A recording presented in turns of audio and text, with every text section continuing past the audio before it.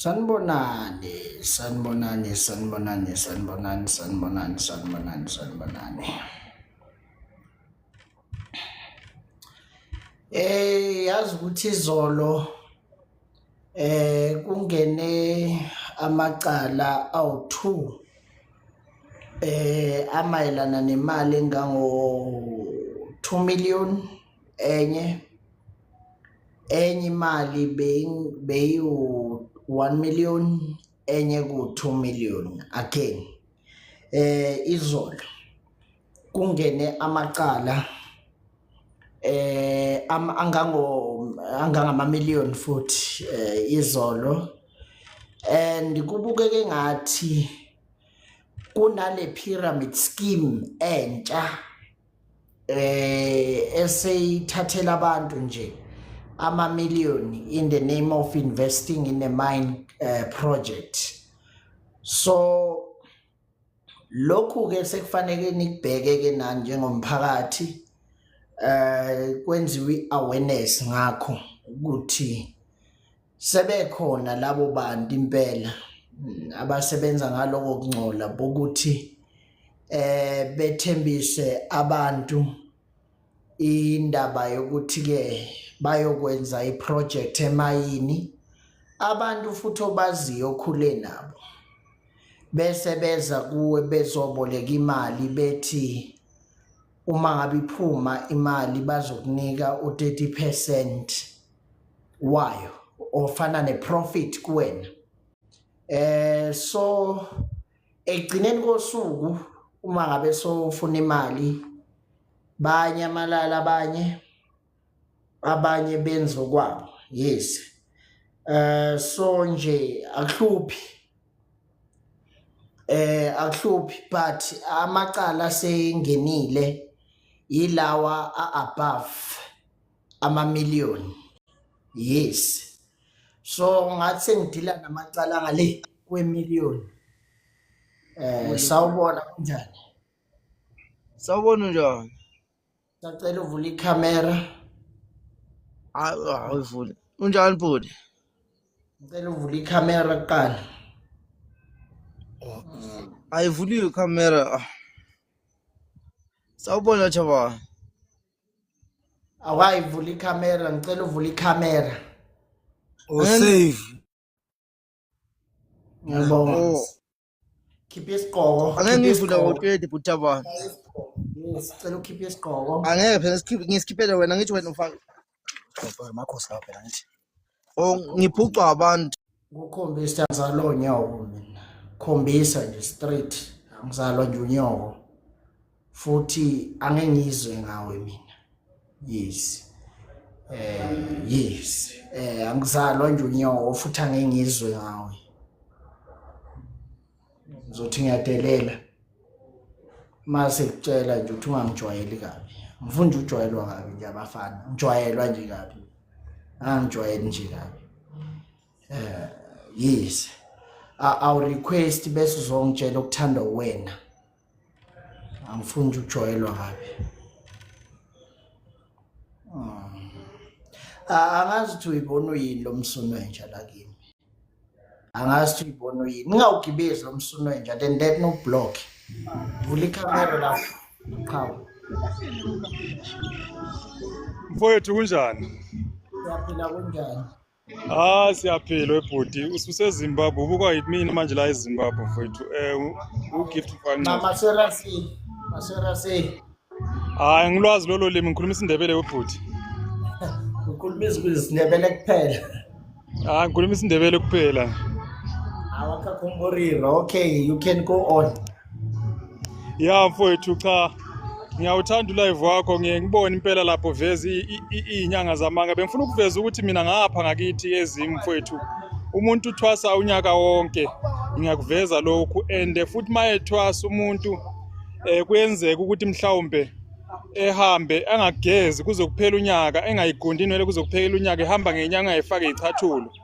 Manje ngapha eMzansi kwenzeka ukuthi uthola ukuthi mhlawumbe umuntu sethwasile nje ngenyanga eyodwa. Angazi ukuthi isebenza kanjani lento. Ebethwaselani?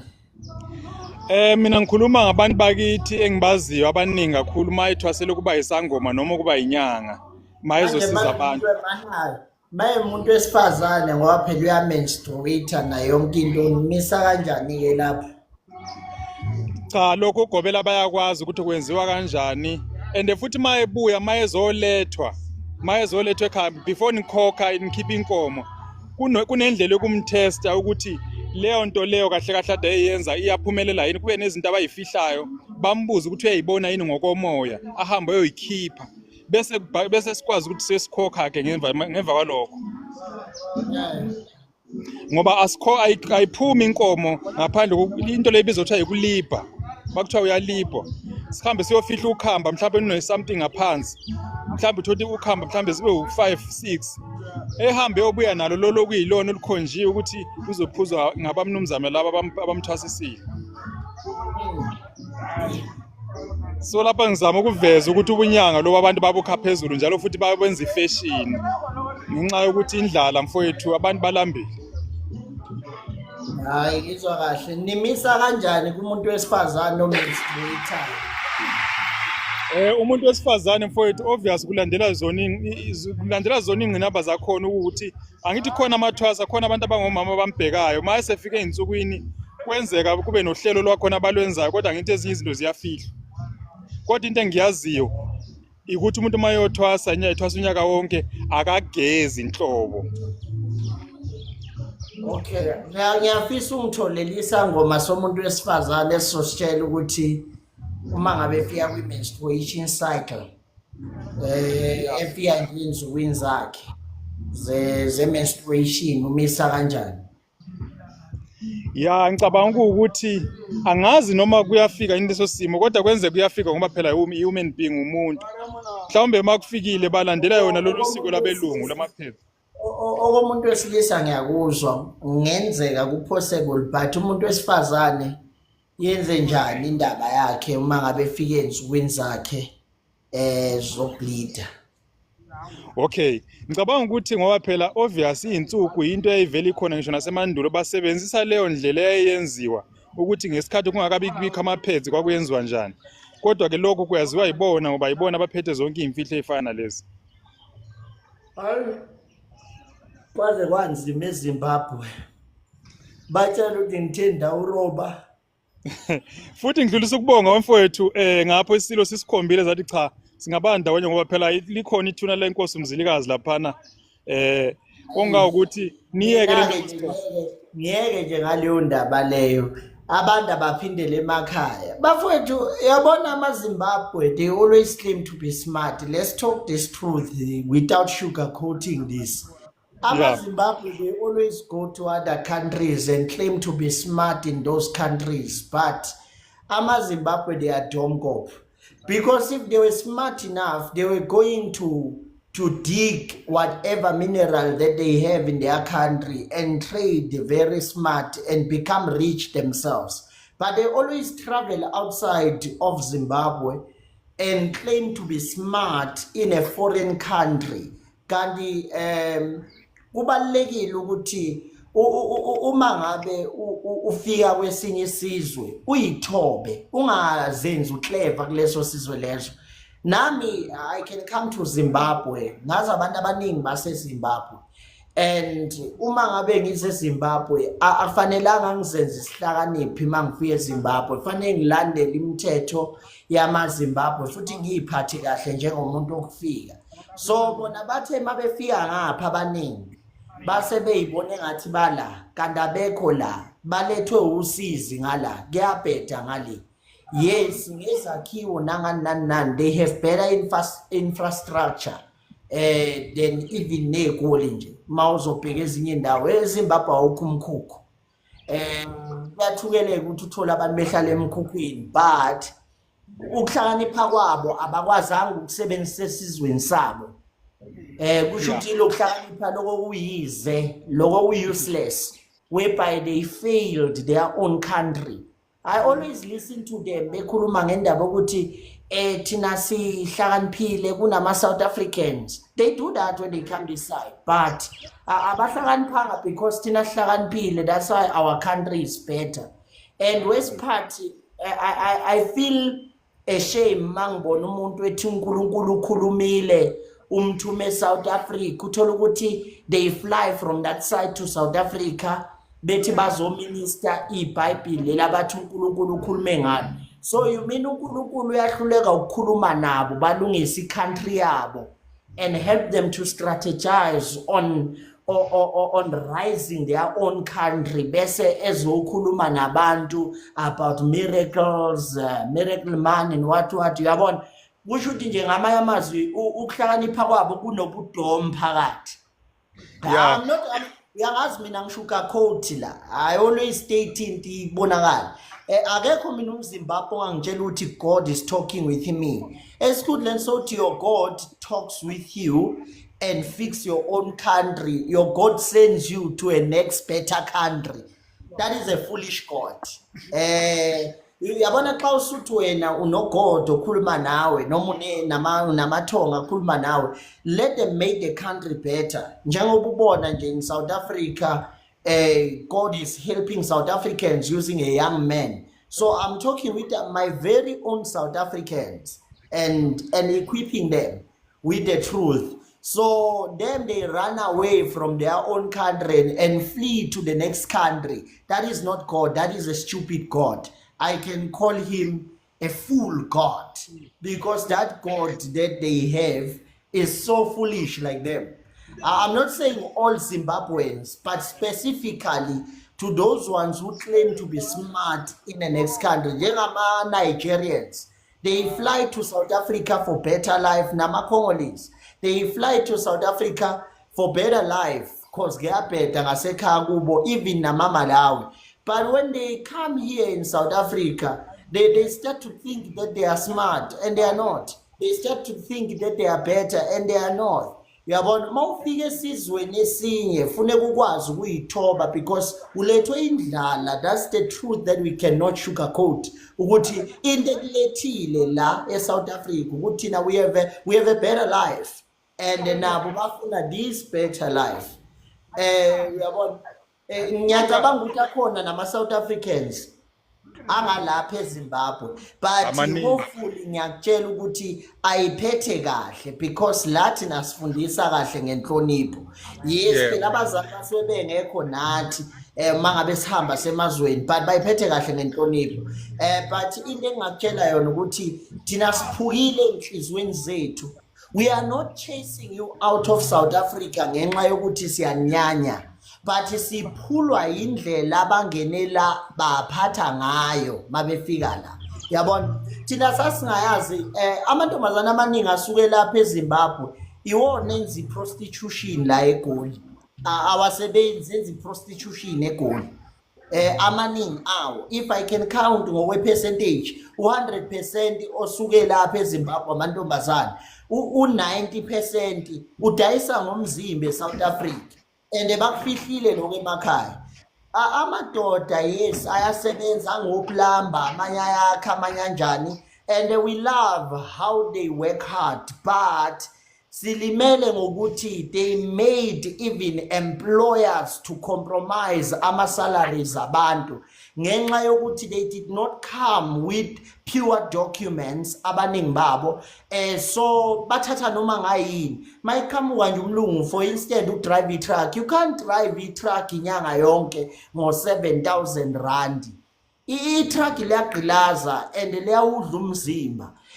So bona bafike la bengenawo amaphepha baya kubelungu bafike bathi hayi no belungu thina sizothatha noma yini enisinika yona.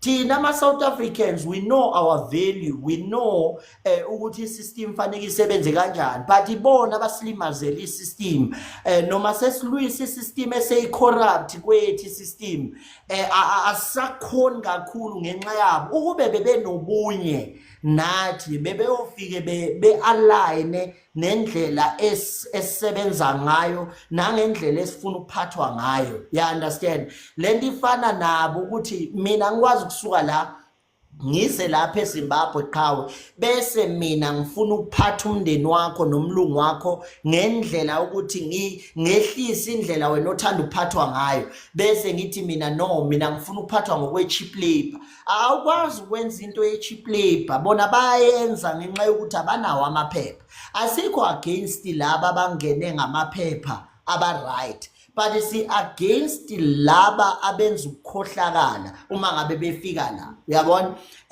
For instance, abasicabangelanga nelizwe lethu, just like Nigerians, Congolese nama Malawians baqala badayisa idakamizwa abaningi babo uma befika la, and lokho basibulalela izwe lethu, you understand, because thina as South Africans we don't like that. But manje bona bayakwenza lokho mabefika la. So iboni ubudlelwana sinankinga nabo. But izenzo zabantu esibafakela kwi-country yethu senza sizisole njengama South Africans. Uyabona? Senza sizisole ukuthi hawu kwenzakalani. Sathatha abantu belambe eswini sithi siyabacabangela because umgabe wababulalela i-country yabo. Sithi siyabacabangela but bona mabefika la bafike bazenza ihlakaniphi phekwethu thina besibazwela. We understand. Kubhlungu ke lokho because yiloko thina esilwa nako ukuthi sinithatha nilambile eswini sinifaka ezweni lethu sithozani sozama ndawonye nina senenza ukuthandwa yinina. Anisahlonipha amakhosi ethu, anihlonipha inkolo zethu, anihlonipha amakhaya ethu, anihlonipha abanumzane. Awukwazi ukuthi mawufika esizweni udelele mawufika ngaphakathi. Fanele uyiphathe kahle, uyabona? Ngoba unyawo linampumulo mfowethu. Kwanami ngisengasuka la ngeZimbabwe ngiyozama iphela life makuthi khona. Unyawo linampumulo. But mawufika ngaphakathi kuleso sizwe musukuba amasimba, uyiphathe njengenja. Khumbula ukuthi uyisihambi uyiphathe ngenkulu inhlonipho. We understand. I think this message should reach all the Zimbabweans and now wonke ama-Nigerians nama-Congolese akhona la.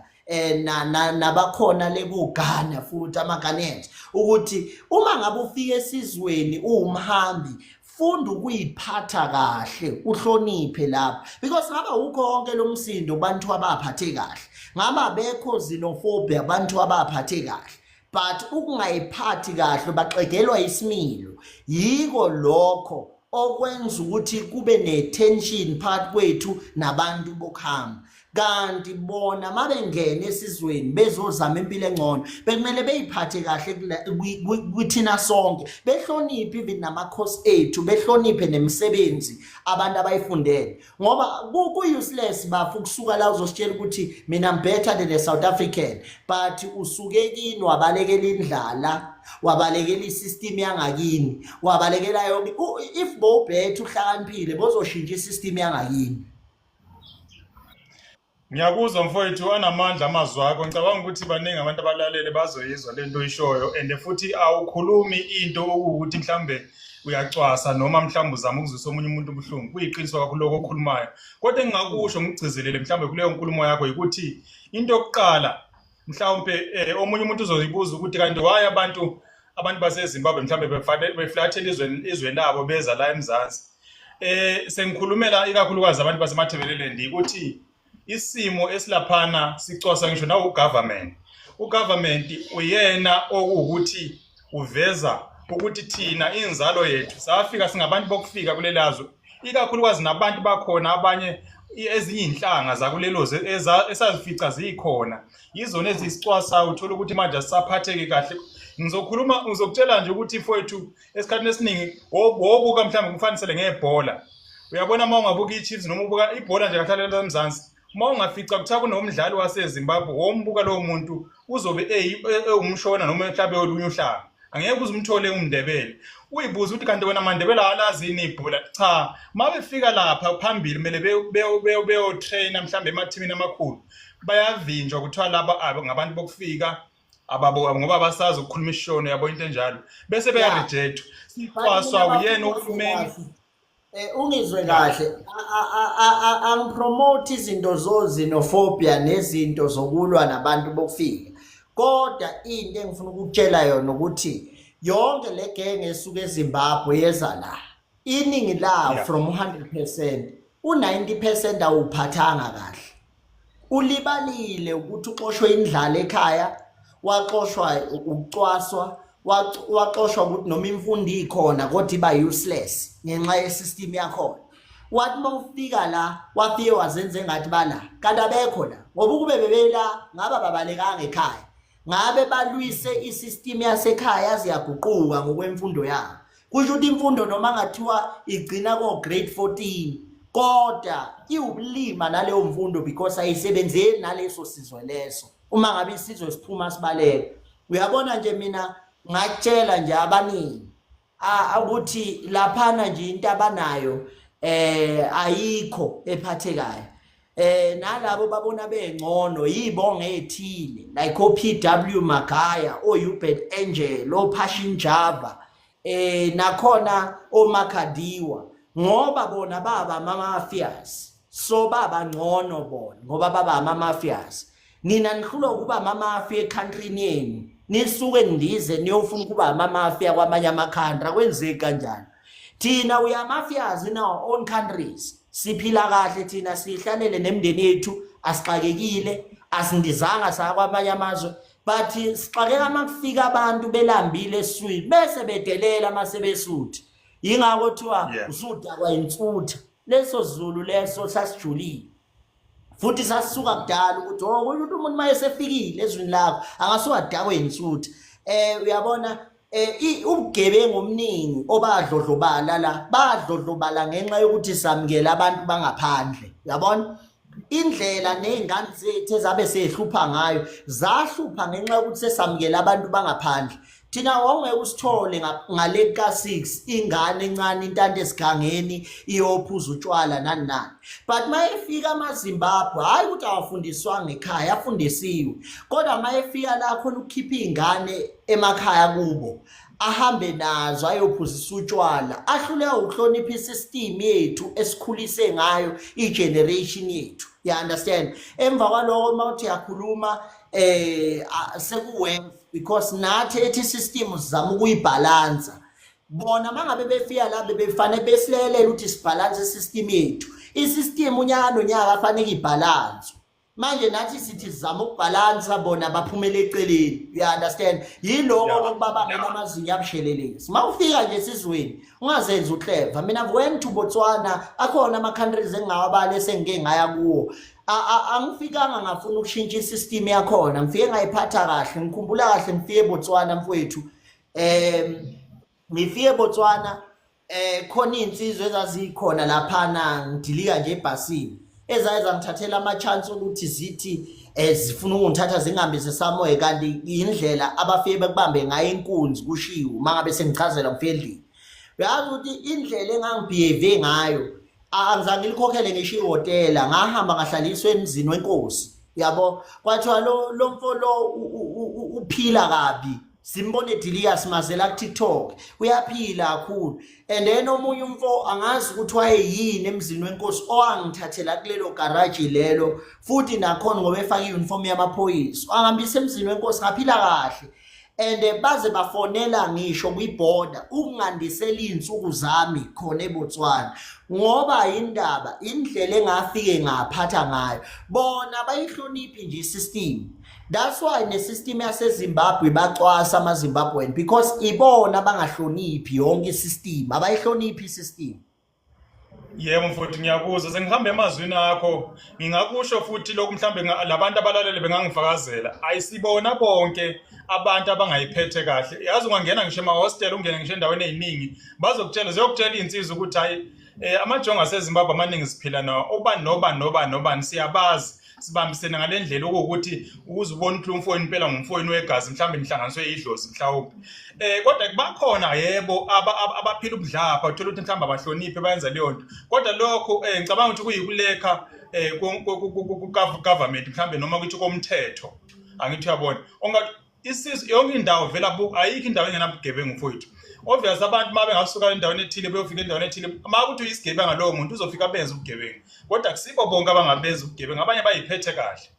Yeah, that's why I'm telling you ukuthi akusiyo wonke amaZimbabwe because for instance uyabona mina manga yabe ngehlelwa isehlo sokulinyalela umndeni wami angizange ngicomfortwa ama South Africans most time.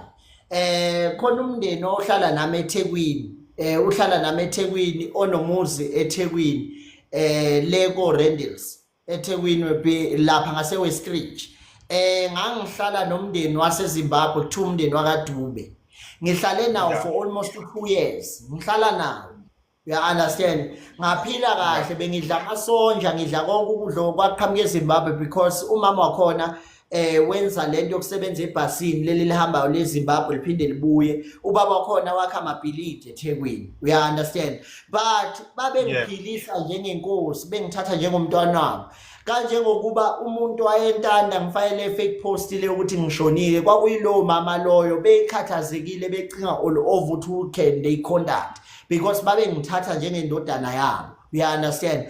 Kuningi futhi lo abangifundisa kona ubaba Thompson, but into engakutshela yona ukuthi yeba kusibo bonke but laba abenza ububi sebengcolisa igama labantu bonke, but mina engingakusho ukuthi abantu abajike baye emakhaya bawulwisa system yabo because kubalekile manje ukuthi silungiseni ama country ethu. Angeke ngicompromise lo, akungaliwa, but abantu abavuke bembatha amandla abo behambe beyolungisa system yasemakhaya because uma ungayilungisa izwe lakhe akekho umunye ozolungisa. Siyabona njengoba sengikhuluma nama South Africans silungisa yonke into nezenkolo la nobugebengu benzala, it's because ngifuna iCountry yami ibe better.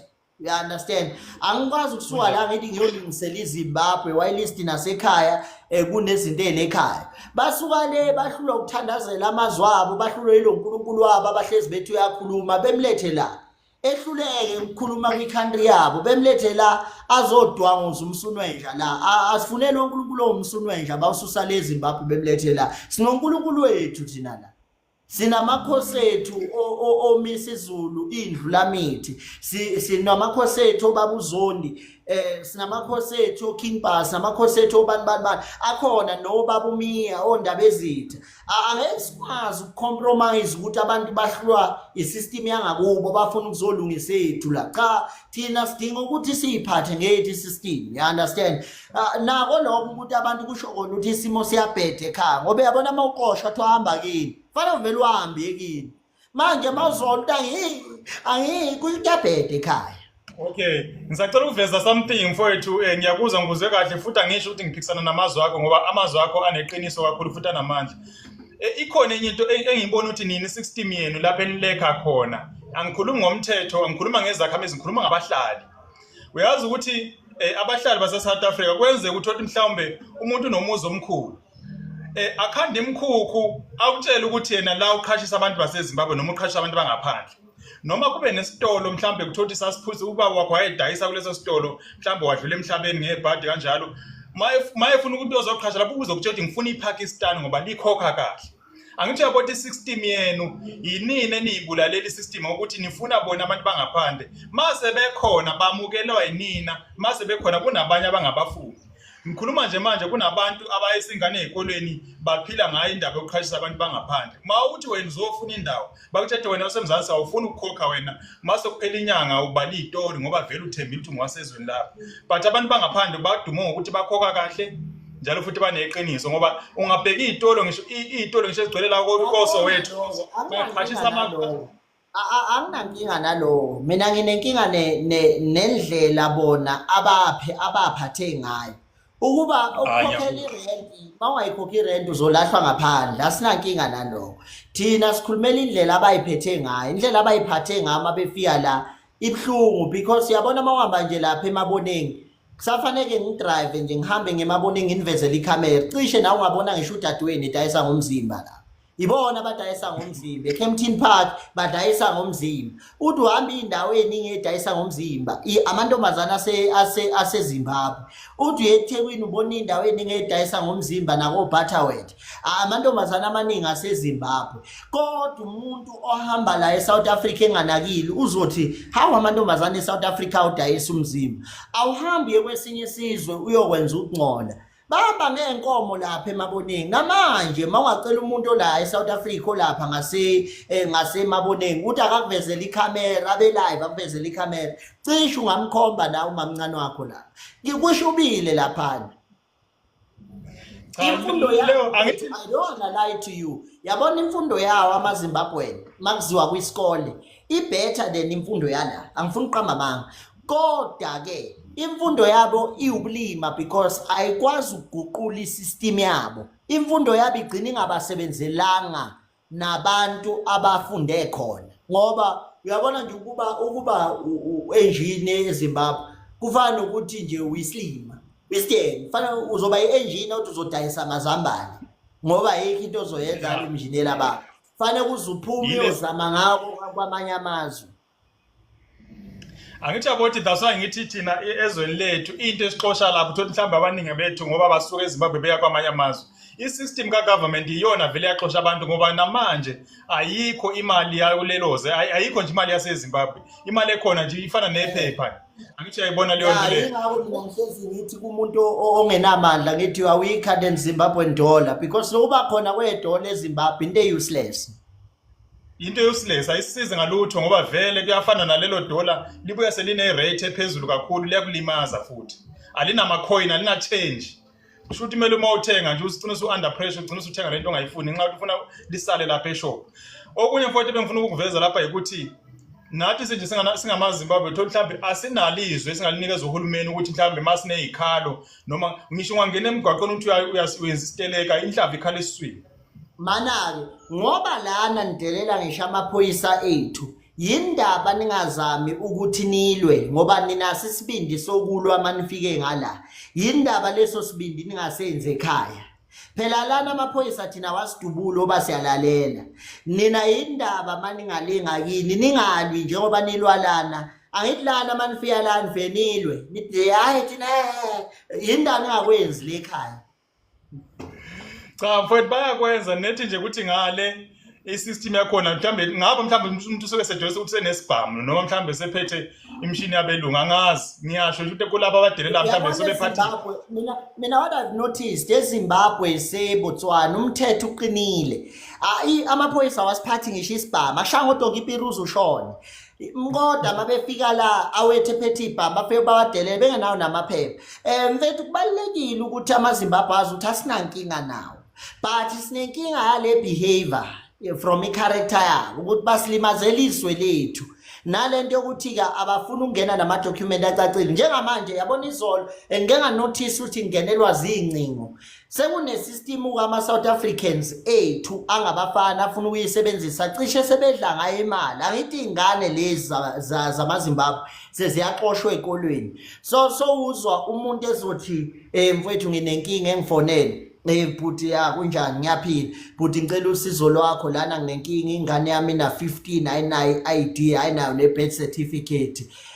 umama waphuza ukuthola i-ID late kanjani usuyabona ama-South Africans amanye asefuna ukusebenzisa lento njenge-corruption lento uthenzela iy'ngane lezi efunda esikoleni ama-South African ID bese kube ngathi ingane ayinayo i-birth certificate ayinayo ne-ID ngoba esikoleni vele sebeyakhishwa but leyo system leyo ngizoyi-expose and lamanamba libele ngifonela ngizowahinlisha ngwahambisa imbi nakobaba umkhwanazi because angeke size siyimele lento yokuthi sekunama-South Africans afuna ukuthathela ama-ID iy'ngane zaseZimbabwe ezingenawo ngoba vele ngeke ube nayo i-ID ye-South Africa uma ukuthi nabazali bakho bafike bengenawo ama-document but into mina engizama ukisho mfethu wonke umuntu unosizi kodwa mfethu uma ufike esizweni ukuze isizwe sokuzwela awuzama ukuyiphatha kahle kunjalo vele into exosha ekhaya indlala bonke amaZimbabwe nasuke ekhaya asuke ehluphekile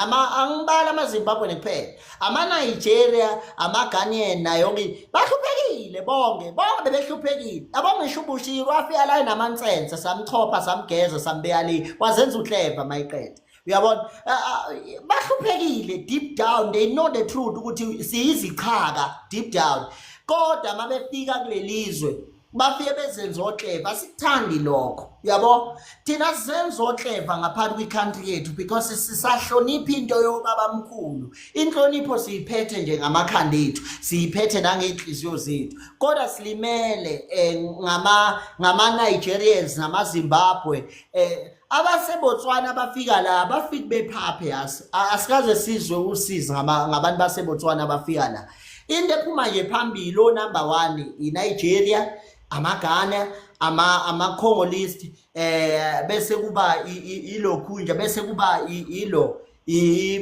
amaZimbabwe, kube amaMalawi. Hayi labo bahlezi bezompetha. Uyabona mfethu, ake sikhuluma iqiniso, abantu abaqhamuke eCameroon mabefika la eSouth Africa abakaze benza ukungcola. Angeke ulizwe nje igama labo liphatha abaqhamuke eCameroon, ngeke. AmaPakistani nawo afike ayimosha la esekhanda khona ama-fake food, but amaPakistani akwazi ukuphila nomunye umuntu ngoba noma ufike esitoro uphethe u10 into u15 abekhona amaPakistani uthi hayi, give it to me, take it, akwenzela ubuntu wabondola, abantu banobuntu. Kodwa kwase kufika la khona sebekhanda ukudla okufake, saxabana nabo ke lapho, you understand. Kodwa fanele kwazi ukuthi kuningi okwenzakalayo thina esiknothisayo. Inkinga le ukuthi abantu bashintshile mfethu, and iyacasula leyo nto leyo, yabo. Bafike la sabawelkhama, sahlala nabo kwanobuntu, base bona benza ubunja. Bese ngesicasuke kube noxenophobia, kumanje sithi abahambe ngoba basimoshele kakhulu lana. Sithe masibaphethe kahle babizana, bathozani bomzana, siphethwe kahle, bagcwala laba abaningi. Basebenza ubunja ke mangabe sebebaningi, baqala babone ngathi sebengcono kunathi. Baqala baheka abantu besifazane, babadlela imali zabo zo pension nani, you understand. Asikuthandi lokho, yiloko esingakuthandi. I wish land ingahamba ifike kuwonke amaZimbabweans asamisela ukuphuma eZimbabwe aye kwezinye izizwe. Musani ukuthi manifika kuleso sizwe leso nizenze ngcono kunalabo bantu laba bahlala khona.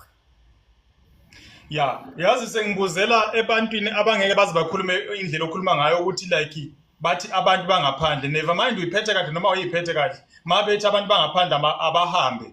Umbuzo wami uthi nabelungu niyabaxosha yini noma mhlawumbe nibheka nje lapha ebantwini abamnyama?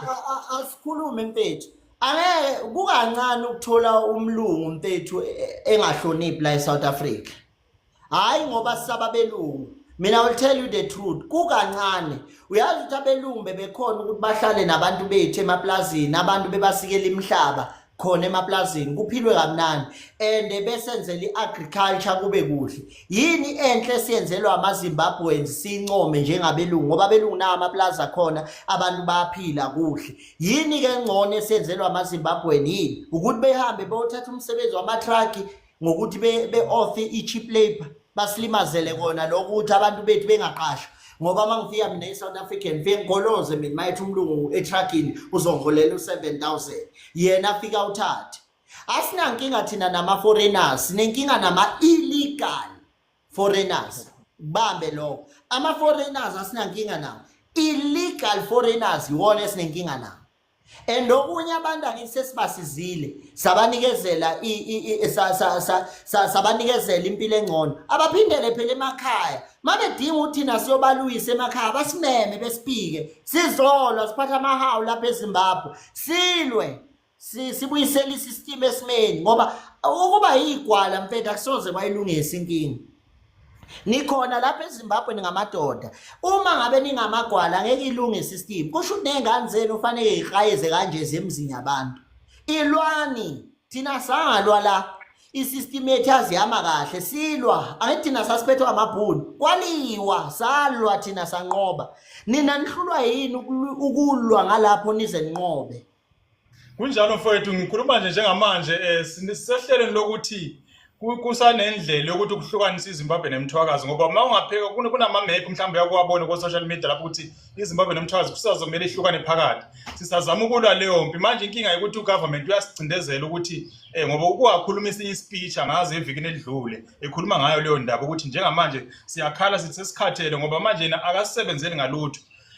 Ngcono-ke kuhlukane phakathi, kube neside yokuthi ngapha uMasholaneni ngapha bese kuba ngamaNdebele ngapha. Kodwa leso simo mangabe kuyikusiyasinqoba, yikho lapho kuzobalula khona nalabo abalapho basazobuya ngoba i-system yabe si-right. Kodwa kwamanje sakhala ucindezelo, sancindezelo ngapha, kungakho abaningi beloko bekhuphuka beza khona ngapho kuningi. Kodwa mina ngisasho namanje ngeke unisize ukubaleka emakhantrini enu.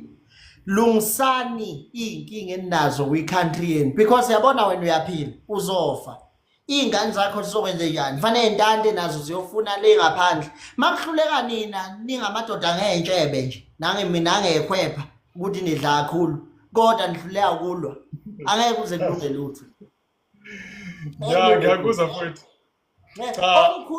omkhulu benu bafa behlule ukulungisa isystem nani niyasafarisha noba benu bafa behlule ukulungisa isystem nawe uzofa ushiya iy'ngane zakho kuleyo system thina saphatha amahouse alwa kwafa abaningi abantu kodwa isystem yashintsha shintshana ama-system ezizwe zenu ukuze yonke into izoba right.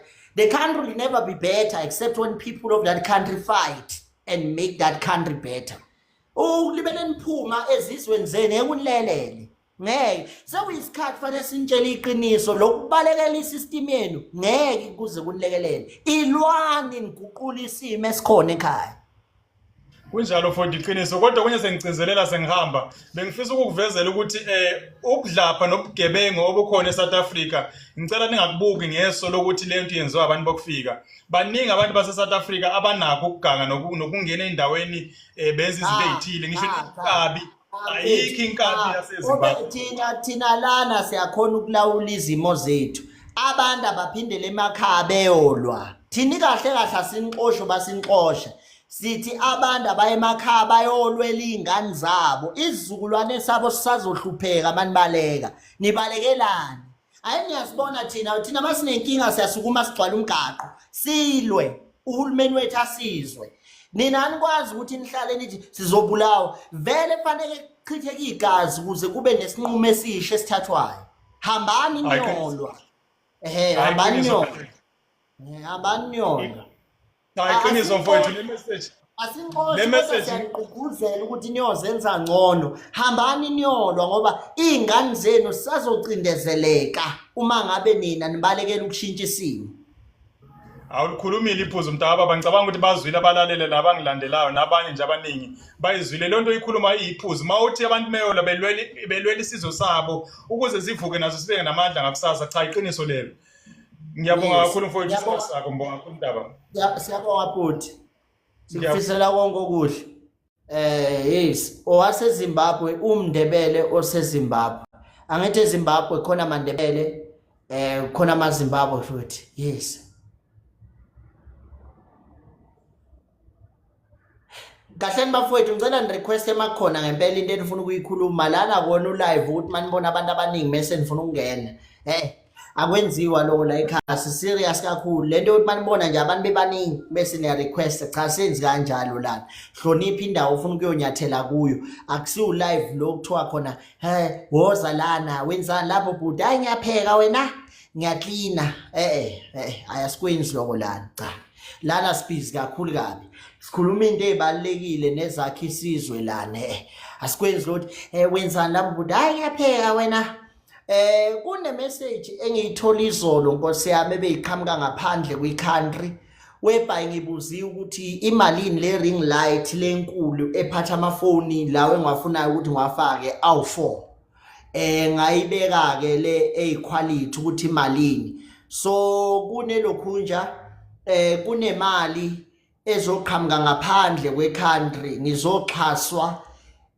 ngendaba ye-system engiyisebenzisayo la ukuze ngisiza abantu thank you so much kulo muntu wesifazane ongihasayo ongale ngaphandle kwe-country yes she is a South African usebenza ngaphandle kwe-country but uyayithanda lento engiyenzayo nokusiza abantu so uye wangibuza wathi Putin wanginboxa wathi imalini leyo ring light ngamtshela wathi hayifanele siyithole ngizokufakela imali uzoyithola leyo ring light ngathi ngiyabonga kakhulu cha ngiyabonga okunye mawungaphandle kwe-country for i-safety yami ake ngikusho lokho for i-safety yami kungcono ukuthi wena uthenge i-lion la mawufuna ukungifakela imali uthenge i-gift enaleyo amount yemali ofisa ukungifakela yona uyifakela lokho kubeka impilo yami uthi be safe ngoba angihambi ngengaphandle exukwini zabantu nani mina indawo engihamba indawo ephephile ngoba vele njoba ngilwa namasela akukho safe vele angifuni ukuqamba manje njoba ngilwa namasela akukho safe vele angoba ngisaba cha kodwa kukuhlakanipha ukuthi uma ngabe uthanda ungipha something ufike la mhlambe mawubona iamount ofisa ungipha yona uthe ngibhubesi lingene la ngoba mangiyikhipha leyo mali ya straight to my account akukho ukuthi ngiyobamba ulayini nakuphi cha kulula lokho ukuthenga lama gift lawa la ka TikTok mhlawumbe ungithengela igift ethile uyifake mina leyo gift iyaphenduka ibe imali ngase site lami ebese ngisebenzisa yonke into so lokuphuma loku akukho safe for me because mangiphuma fanele kube nama VIP fanele kube nayo yonke into yabona nje kuyinkinga so uma ngabe ungifakela imali kungcono mawungale kwama country ngaphandle mawuthi uyasikhasa kwi channel yethu thenga igift la ka TikTok ufake noma ilion ufake noma yini indlela osupporta ngayo leyo lion iyashintsha ibe imali ingene straight to my account yeah understand ngisho yes angazi omunye ke uma ngabe ehleka ukuthi usuke ehlekana ubuyitumelo indaba sisi ikhanda lakho like lihlekisa ngalento lengiyibekayo yes uphuthini isizwe samdinga ukuthi abe safe yes lezi zinto lezi zokuya emabranchini kuthiwa ngiyohlala ebranchini kunzima lo wamthandi no TikTok akawuthatha uhalf akawuthathi nje uhalf uTikTok uyifaka iphelele akawuthatha uhalf uTikTok mangabe ungithengela igift uyifaka iphelele akawuthatha uhalf uyifaka nje iphelele uhalf akawuthathi yes uthi ngenze le voice note lento ngicabanga ekseni lento uthi ngenze le voice note lento ngicabanga ekseni ngithe nje mangivuka ekseni ngathi awunayi lento uthi ngiyenze lena ngikhuluma yes uTikTok akawuthatha uhalf uyifaka nje iphelele akawuthatha uhalf yes akawuthathi nje uhalf uyifaka iphelele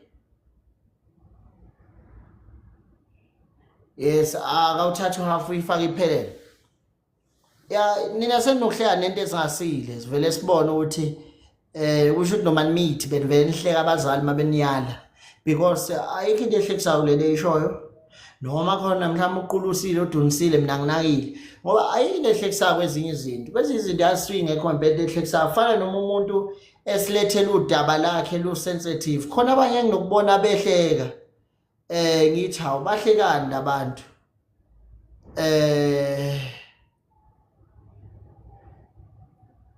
okay angazi usuke kwenze njani okay bafowethu ake ngikhulume ngalomfo ekuthiwa uTDRP yes ngifuna nje ukunivula amehlo uma ngabe ufisa usizo ungayi kulomfo ekuthiwa uTDRP ungayikena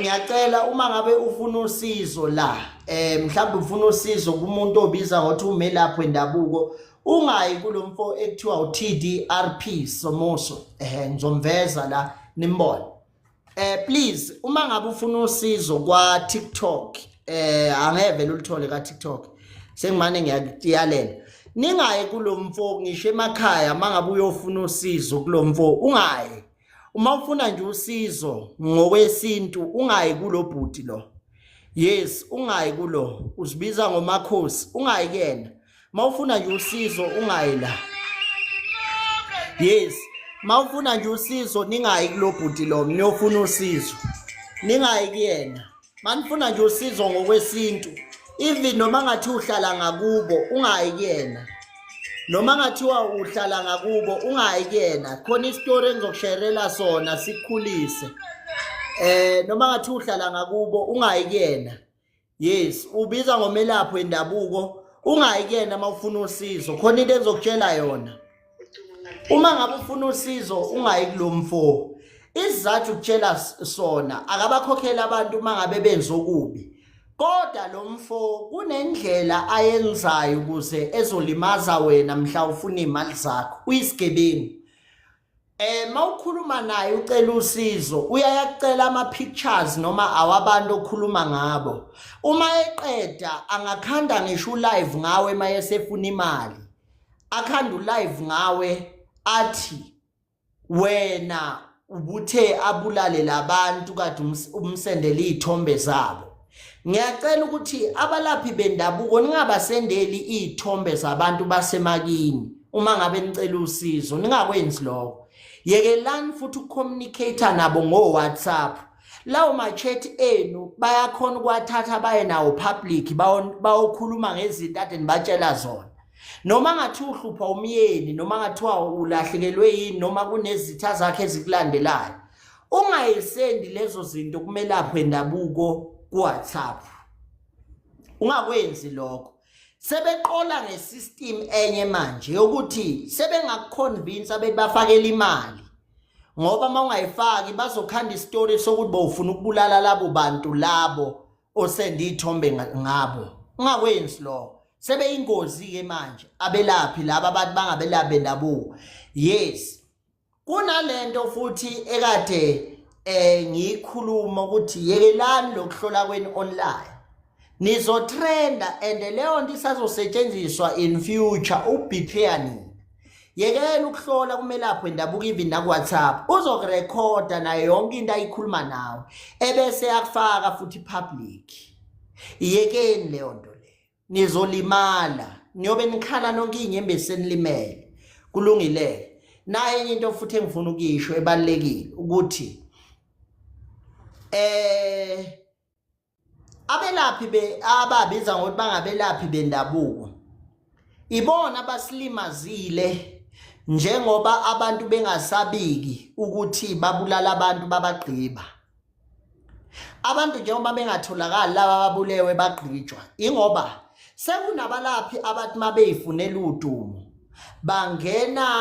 kwangena abantu egodlweni zabo bezocela usizo uthatha umuntu mhlawumbe wesilisa ubulale wagqiba ingane yakhe endaweni ethile abona ukuthi useyadinga ukuconfessa lento aye kumelaphi wendabuko umelaphi wendabuko amshiye esigodlweni aye ngaphandle afonela amaphoyisa niyayilimaza lento yokutholakala kwabantu bafowethu angisho ukuthi ningawubiza umthetho ungene kodwa nina nifuna udumo ngalento ngisho ebhevile sehlo sesike senzeka nilifunile udumo ngalento lento yokuthi nifuna udumo ngalento inlimazile ngoba niphume emaphepheni nidume kube ngathi ningabalaphi bendabuko abangcwele kodwa nilimaze ukuconfessa kwabantu ngoba ngisho abantu ababulala umuntu bayomfihla ehlathini labo bantu abasatholakali ngesimo sokuthi nina anikho matured ukudila nesituation uma ngabe kutholakala umuntu ofile umelaphi wendabuko kwafika umuntu azoconfessa yekani lento yokufuna udumo ngaleyo nto niyifake emaphepheni labantu abasezi ngoba yinini enifuna udumo okay sengithuleke angifuni nje ukukhuluma kodwa nilifunile udumo ngamasimba ngoba manje asatholakala manje idumbu zabantu abafihlwe abantu ngoba umusa mawufika umuntu ezoconfessa wena ke manje usebenzise ubuchule obunikeziwe ususi media ulisebenze lonke loludaba imedia ingekho abantu abasayi kuyoconfessa ngabantu ababagqibile noma ngabantu abanjanjani ngoba nina nithanda ukuduma ngamanyala ubekazile kuwena ngoba efuna ukuthi mdumise kwi-social media noma kuphi ubese kuwena ngoba ethi mnikeze usizo kulungileke kodwa bayizwa abanye lento engiyishoyo abantu bashayela izandla nibakhiphe emaphepheni yasebenza lenyanga bukani ikutholakala umuntu ogqitshiwe ngenxa yayo ingekho leyo nto umuntu efuna udumo ngamasimba nje niyalithanda udumo ngamasimba nizinja nje anikwazi ukuthanda udumo ngamasimba niyalithanda nje udumo ngamasimba futhi sintshele thina ngoba sisaba ukukhuluma niyalithanda nje udumo ngamasimba leyo nto bewufuna nje ukuduma ngamasimba awudumi ngenxa yokuthi umuntu uzilwa azoconfessa kwena awuyenzi leyo nto akufanelanga udume ngamasimo qedile ukukhuluma mina Putin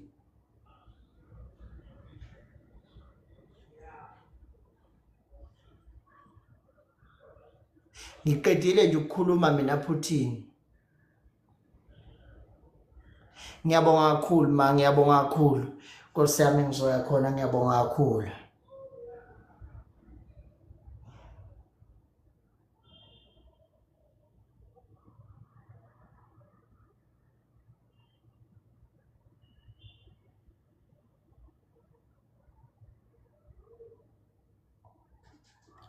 alright bafowethu kune scam esisha le scam lesi singenela ama South Africans angazi ukuthi lento ibizwa ngani kodwa emva kokuthula lenkulumo le ukuthi umama ubeqoliwe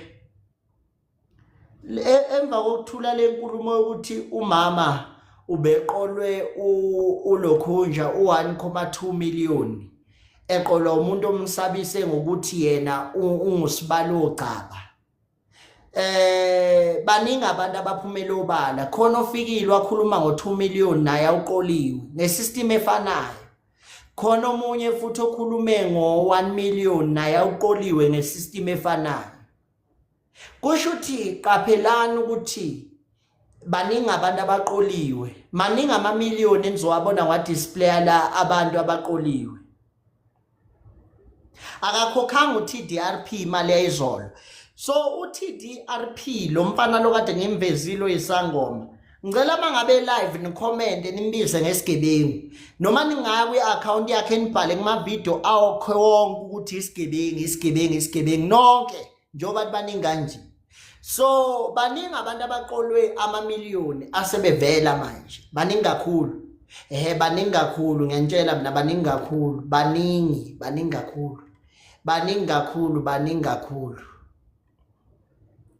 baningi kakhulu engithola ama message abo nayi yabo nangomunye sawubona Thabani ngicela usiza ukhazini wami waqola u2 million ngo2020 nguPrince Maphahlela waseJozi awathi invest kwi mine company yakhe all to find there is no company yingakho nomama naye ethi akakwazi ukulocate le company lelo umuntu akhulume ngayo ngoba there was no company actually so baningi abaqoliwe ngayo le system baningi kakhulu abaqolwe ngayo le system unkosikazi kalobhuti lo oqola umama u1.2 million yilo nendodakazi lo mama ade ngikhuluma naye izolo ngambiza ngenja yilo nendodakazi nayi imoto abahamba ngayo imali zokwebiwa bahlala emzini wemali zokwebiwa umfazi oproud nendodakazi yakhona ba proud ngoba boyisigebengu ezamela bona mase lo mama lo uyikhomba njengomuntu owumama owumntwana wakagcaba lo mama uhambe idumisa ngokuthi uyindodakazi yakagcaba lo uyeke lo ntombazana oyidumisa ngokuthi uyindodakazi yakagcaba uthi yena ungowagcaba ke lo sisi ngicela nje umndeni wakagcaba umbukele lo sisi waseThekwini naye udumisa ngokuthi ungowagcaba isibongo njoba benza ubugebengu nendoda yakhe balibele bedumisa ngokuthi bangakabagcaba so lento ukuthi bangcolisa isibongo sakagcaba sizwa kahle ngiyafisa umndeni wakagcaba uma acknowledge ukuthi nangu umuntu obiza ngokuthi ungowagcaba njengoba lo ethi umkhwenyana wakagcaba nangu umntwana wakhona okuthiwa lo ungowagcaba angazi noma kagcaba banayo yini indodakazi le uyena lothi ungwagcaba kagcaba la khona kugcaba omkhulu lo phethe ze transport eThekwini uyena ke lo othi uyindodakazi yakagcaba lona kusho ukuthi umzukulu nomshana wabantu bakagcaba nangu umuntu ohambe idumisa ukuthi ungwagcaba yilo ngiyafisa ubecaca ukuthi umuntu odumisa ngesibongo sakagcaba yilo ntombazane lo njengoba isibongo sakagcaba sambe singcola yilo ntombazane lo othi yena ungwagcaba ngiyafisa abantu bakagcaba beyithathele ilokhunje inyathela kusiwo wagcaba hambe engcolisa isibongo sakagcaba walifu ungakhonqa akusi ngonikhipha nje nizophuma nina niyacala ngiyadlala mina ngizonikhipha nizophuma ngine evidence yokuthi uthi yena ungwagaba nizonikhipha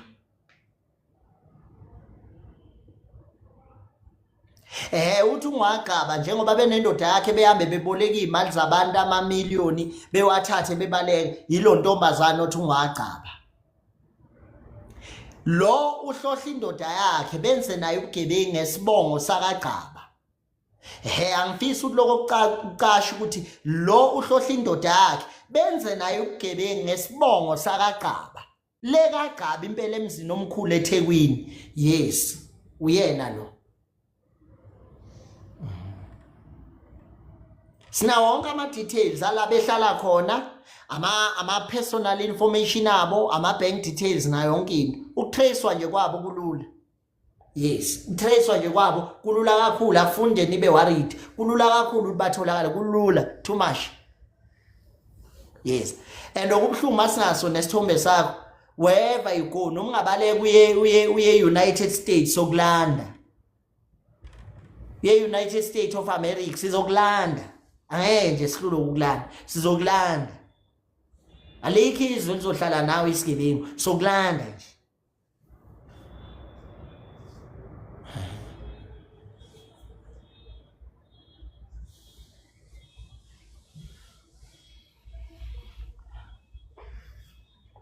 sanibonani bonke ngababingeleli na wonke umuntu okhona yes right bafowethu sizoyikhuluma le ndaba izolunga leyo nizolunga leya mama umama uzoyithola imali yakhe soyikhuluma iyozibi ilungi sizoyikhuluma impela iyozilunga ngiyanithanda nonke bafowethu ake ngihambe kancane because fanele ngithi ukuphumula ntambama sizokhona ukuthi singene kahle ake ngithi nje ukuphumula kwamanje ntambama sizokhona ukuthi sisebenzisane kahle ake ngithi ukuphumula kwamanje bengino 2 days ngingalalanga ingako bengangeni makulezi insuku ngoba ngidila namacala amamiliyoni manje sengidila namacala amamiliyoni awuzohlalelani antiphi screen angift kwi channel nihleli nimbe emehlweni nthi bese mina ngihlayelani ngizohlalelani mbuzo umile